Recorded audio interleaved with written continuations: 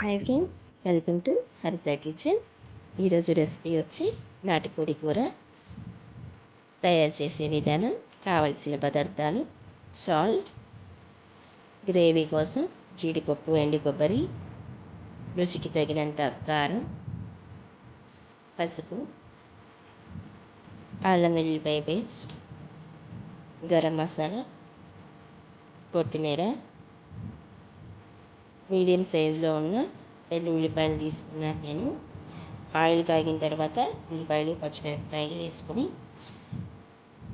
అందులో 1 స్పూన్ అల్లం వెల్లిపాయ పేస్ట్ వేసుకొని పచ్చివాసన పోయేలాగా వేపుకోవాలి. ఇప్పుడు అందులో మనం చికెన్ వేసేసుకున్నాం. ఒకసారి కలుపుకొని కొంచెం పసుపు యాడ్ చేస్తున్నాను. కూరని బాగా కలుపుకొని 1 నిమిషం ఉడికించుకోవాలి. ఇప్పుడు జీడిపప్పు, ఎండు కొబ్బరి పేస్ట్ వేసుకొని ఒకసారి కలుపుకున్నాం. మీడియం సైజులో ఉన్న టమాటాలు వేసి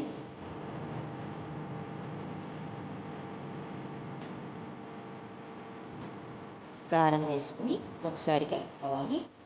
1 గ్లాస్ వాటర్ యాడ్ చేస్తున్నాను.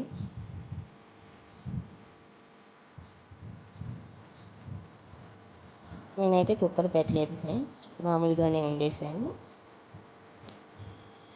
కూర 3 వంతులు ఉడికిన తర్వాత ఇప్పుడు ఇందులో కూరకి సరిపడినంత సాల్ట్ వేసుకోవాలి. గరం మసాలా వేసుకుని కొత్తిమీర వేసుకొని ఆయిల్ పైకి వచ్చేలాగా ఉడికించుకుంటే మన నాటుకోడి కూర రెడీ అయిపోయింది. అంతే ఫ్రెండ్స్.